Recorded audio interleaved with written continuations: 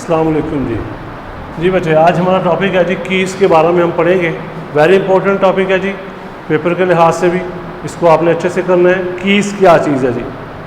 हमने टेबल के बारे में पढ़ा था, इससे टेबल के बाद कीज़, प्राइमरी की हमने उसमें पढ़ा थोड़ा सा। की क्या चीज़ है जी? Is an attribute or set of attribute that uniquely identify are record. किसी भी रिकॉर्ड को यूनिक आइडेंटिफाई करने के लिए आप जो एट्रीब्यूट या एट्रीब्यूट्स का मजमूआ इस्तेमाल करेंगे, हम उसे की कहेंगे। ये इसका मतलब ये होता है कि जब आपने डाटा को आसानी के साथ, तेज़ी के साथ और स्मूथली एक्सेस करना है ना, तो तब ये आपको फ़ायदेमंद होती है, यानी आपको आसान कर देती है। अगर आपने किसी किस्म का कोई डाटा तलाश करना है या उसको तरतीब देना है तो ये बहुत ज़्यादा आसान हो जाता है इसके ज़रिए। ये इसका फ़ायदा होता है कि हम रिकॉर्ड को अपने यूनिक, क्योंकि डेटाबेस का मकसद ही ये था कि आपने रिकॉर्ड को एक दफ़ा लिखना है, ज़्यादा दफ़ा नहीं लिखना। वो चीज़ करने के लिए हम क्या इस्तेमाल करेंगे? कीज़ इस्तेमाल करेंगे। उसकी हम आगे टाइप्स पढ़ेंगे। पहली टाइप है जी हमारे पास प्राइमरी की। प्राइमरी की डेफिनेशन है वही, attribute or set of attribute, ठीक है, that uniquely identify are record. किसी भी रिकॉर्ड को यूनिक आइडेंटिफाई करने के लिए जो एट्रीब्यूट या एट्रीब्यूट का मजमूआ हम इस्तेमाल करेंगे वो प्राइमरी की कहलाएगा, ठीक है। इसकी 3 प्रॉपर्टीज़ आपने याद रखनी है प्राइमरी की में, ठीक है। तो पहली, a relation can have only one primary की। एक रिलेशन के अंदर एक प्राइमरी की होती है। ईच वैल्यू इन प्राइमरी की मस्ट बी यूनिक, ठीक है। इसमें 1 था, ये क्या है? यूनिक है। यूनिक का मतलब क्या है? जो चीज़ एक दफ़ा आ जाए वो दोबारा ना आ सके उसे यूनिक कहते हैं हम। तीसरा point, primary key can not contain null value. खाली नहीं होना चाहिए, उसके अंदर कुछ ना कुछ अकॉर्डिंग टू रिक्वायरमेंट डाटा होना चाहिए। यानी जो चीज़ आप लिख रहे हैं, ये देखिए ज़रा, ये हमारे पास प्राइमरी की है, रोल नंबर 1 2 3। आपने इसको खाली नहीं छोड़ना, इसके अंदर लाजमी कुछ ना कुछ लिखना है। ये तीसरी प्रॉपर्टी है। ये 3 लाइनें आपने लाजमी याद रखनी है। पहली लाइन, एक टेबल के अंदर एक प्राइमरी की होती है। दूसरे नंबर पे इसमें यूनिक होता है, दोबारा नहीं आता, और इसमें नल वैल्यूज नॉट अलाउड, ठीक है। इसकी मिसाल है रोल नंबर, यानी आपने पूरे टेबल में से ऐसा एट्रीब्यूट ढूंढना है जो यूनिक हो। ना तो नाम हो सकता है, ना क्लास हो सकती है। क्या हो सकता है? आपका रोल नंबर यूनिक हो सकता है, आपका रजिस्ट्रेशन नंबर यूनिक हो सकता है, ठीक है। यानी वो अदारे के लिहाज से, मैं आपको स्टूडेंट की मिसाल दे रहा हूँ, ठीक है। तो ये हमारे पास पहले नंबर प्राइमरी की आती है। फिर आती है कंपोजिट, या इसको कहते हैं कनकैटिनेट, ठीक है। कंपोजिट या कनकैटिनेट, ये भी प्राइमरी की ही है, लेकिन उसकी किस्म है ये। इससे मुराद क्या है कि जब आपने प्राइमरी की को एज अ ग्रुप इस्तेमाल करना है, यानी प्राइमरी की के जो एट्रीब्यूट होंगे वो एक नहीं होगा बल्कि एक से ज़्यादा होंगे, तो हम उसे क्या कहेंगे? कंपोजिट कहेंगे या कनकैटिनेट कहेंगे। वो कहता है जी प्राइमरी की कंसिस्ट ऑफ 1 और मोर एट्रीब्यूट, यानी जिसके एट्रीब्यूट एक से ज़्यादा हो हम उसे कंपोजिट कहते हैं या कनकैटिनेट कहते हैं, ठीक है। जैसा कि आपने किसी स्टूडेंट के मार्क्स लिखने हैं, आपके पास उसका रोल नंबर होना चाहिए, उसके सब्जेक्ट होने चाहिए, यानी ऐसी प्राइमरी की जिसके एट्रीब्यूट 2 या ज़्यादा हो हम उसे कंपोजिट कहेंगे, या फिर उसे कहेंगे कनकैटिनेट, ठीक है। बात की समझ लगी है? इससे क्या मुराद हुआ कि हमारे पास, अब देखें, रोल नंबर, सब्जेक्ट, ये 2 चीज़ें होंगी तो हम किसी के मार्क्स लिख सकते हैं, अदरवाइज हम मार्क्स ऐड नहीं कर सकते, ठीक है। तो यानी ऐसी प्राइमरी की जिसके एट्रीब्यूट 2 से ज़्यादा हों वो होती है कंपोजिट या कनकैटिनेट, ठीक है। इससे अगली यदि कैंडिडेट की और अल्टरनेट, ये दोनों एक दूसरे से मिलती हैं। एक टेबल के अंदर एक से ज़्यादा एट्रीब्यूट हो सकते हैं जो कि यूनिक होते हैं। एक से ज़्यादा एट्रीब्यूट हो सकते हैं जो कि यूनिक, मसलन registration number, roll number, name. अब ये 2 हैं जी, ये भी यूनिक है, ये भी यूनिक है। अब ये दोनों एज अ प्राइमरी की सिलेक्ट हो सकते हैं। हम इन दोनों को क्या कहेंगे? कैंडिडेट की कहेंगे। क्या नाम देंगे?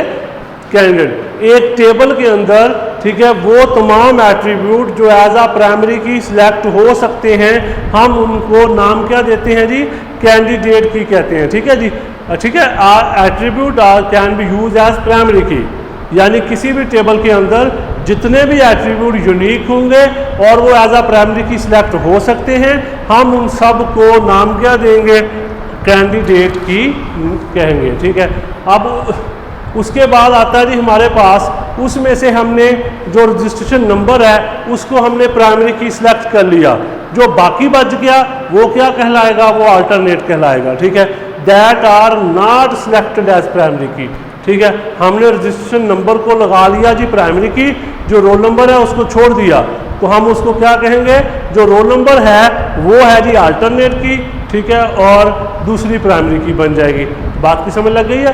कैंडिडेट की किसे कहते हैं, वो तमाम एट्रीब्यूट जो एज आ प्राइमरी की सेलेक्ट हो सकते हैं, हम उसको कैंडिडेट कहते हैं। उनमें से एक को हमने प्राइमरी की बना लिया, जो बाकी बच जाएंगे वो सारे क्या कहलाएंगे, वो अल्टरनेट कहलाएंगे। ठीक है, इसके बाद ये आता है हमारे पास फॉरेन की। ठीक है, ये थोड़ा सा ज़रा समझने वाली बात है आपने। ठीक है, ये इनसे डिफरेंट है।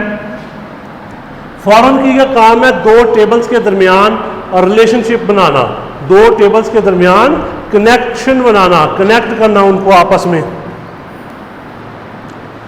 तो ये कैसे करेगा, दो टेबल है, वो कहता है जी an attribute whose value match in another relation, यानी मतलब क्या हुआ कि एक टेबल में एक वैल्यू दूसरे टेबल में मैच कर रही है, हम उसको क्या कहते हैं, फॉरेन की कहते हैं। अब उसमें से हम क्या करेंगे, इन विच फॉरेन की क्रिएटर, जिसमें हमने फॉरेन की बनाई है वो होगा चाइल्ड, जिसमें हमने जिसकी तरफ रेफर की है वो होगा पेरेंट या, ठीक है, उसको कह देंगे ओनर।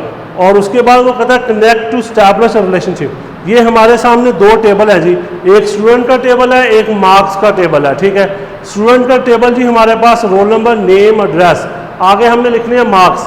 मैंने अभी आपको थोड़ी देर पहले बताया कि हमने मार्क्स लिखने हैं ना, तो हमारे पास स्टूडेंट का रोल नंबर और सब्जेक्ट होना चाहिए, उसके बगैर हम किसी स्टूडेंट के मार्क्स नहीं लिख सकते। तो इसलिए हम, ठीक है, क्या करेंगे, वो जो मार्क्स वाला टेबल है उसमें जो प्राइमरी की हम कहते हैं रोल नंबर जो है वो होगा फॉरेन की, हमने उसको अखज़ किया है, लिया गया है, हमने उसको लिया है, किससे लिया है, स्टूडेंट टेबल से, यानी मार्क्स टेबल में उसी स्टूडेंट का रोल नंबर आएगा जो कि स्टूडेंट टेबल में मौजूद है। देखें यहाँ पे वो रोल नंबर आ रहा है जो यहाँ मौजूद है, तो ये वाला जो रोल नंबर है ये फॉरेन की कहलाएगा, और यहाँ पे ये क्या होगा, ठीक है, प्राइमरी की होगा। जहाँ पे फॉरेन, ठीक है, फॉरेन की है उस टेबल को आपने कहना है चाइल्ड टेबल, और जिस तरफ प्राइमरी की है उसको आपने कहना है पेरेंट टेबल। ठीक है, बात की समझ लगी है। ये मतलब इस तरह ये उन दोनों को आपस में क्या कर देता है, कनेक्ट कर देता है, आपस में जोड़ देता है। ठीक है, और रिलेशनशिप इस्टेब्लिश करता है, ये वाला जो फॉरेन की है। ठीक है, बात की समझ लग गई है। हमारे पास एक पेरेंट टेबल था, हमने आगे मार्क्स टेबल बनाना है, तो हमने यहाँ से डाटा लेना है वो। ठीक है, तो हमने यही रोल नंबर यहाँ इस्तेमाल कर लिया, जब यहाँ आएगा ये फॉरेन बन जाएगा।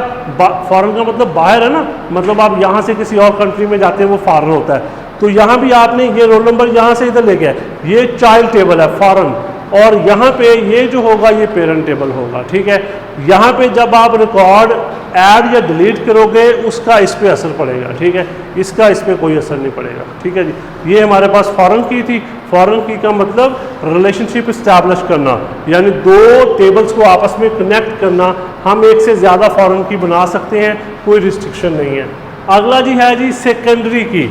सेकेंडरी की से मुराद होता है कि जब आपने, ये नॉन यूनिक एट्रीब्यूट होता है, नॉन यूनिक, यानी मतलब क्या होगा कि इसमें आपने क्या इस्तेमाल करना है, यानी इसमें डुप्लीकेशन हो सकती है। मसलन आप चाहते हैं किसी सिटी का डाटा मालूम करना चाह रहे हैं, तो आपने एड्रेस को इस्तेमाल करना है एज आ की, हम उसे क्या कहेंगे, सेकेंडरी की कहेंगे। ये होता है कि जब आप कोई डाटा रिट्रीव करते हैं, जब आप वापस हासिल करते हैं डाटा तो उसको रिट्रीवल कहते हैं, यानी डाटा को दोबारा हासिल करने के लिए जो की इस्तेमाल होती है हम उसे क्या नाम देते हैं, सेकेंडरी की कहते हैं। ठीक है, सेकेंडरी की क्या होती है, नॉन यूनिक होती है। इसकी मिसाल है, आपने एड्रेस है हमारे पास, हम एड्रेस में यूज़ कर लेते हैं जी कौन सा सिटी, मतलब वो स्टूडेंट जो इस शहर के रहने वाले हैं वो आ जाएगा। मतलब क्या हुआ कि जब डाटा हमने रिट्रीव करना है, दोबारा हासिल करना है, तब हमने सेकेंडरी की यूज़ करनी है। और लास्ट पे जी आता है सॉर्ट या कंट्रोल की, तरतीब देना जी। हमारे पास रिकॉर्ड जो है वो बेतरतीब हो सकता है, हम उसको तरतीब कर सकते हैं। दो तरीके होते हैं तरतीब करने के, असेंडिंग या डिसेंडिंग। आप जानते हैं ये कॉमन सी बात है, A to Z या Z to A। ठीक है, sort key is use to physically sequence the stored data, यानी फिजिकली तौर पे आपने उस रिकॉर्ड को तरतीब देनी है, हम उस अमल को क्या कहेंगे, सॉर्ट या कंट्रोल की। ठीक है, ये store data can be sorted, ठीक है, इन डिफरेंट वेज, हम उसको मुख्तलिफ तरीक़ों से तरतीब दे सकते हैं। मैंने अभी आपको बताया असेंडिंग डिसेंडिंग, ये ऑर्डर्स होते हैं तरतीब के, आप जिस तरह मर्जी उनको तब्दील कर सकते हैं। ठीक है जी, ये हमारे पास है जी सॉर्ट या कंट्रोल की।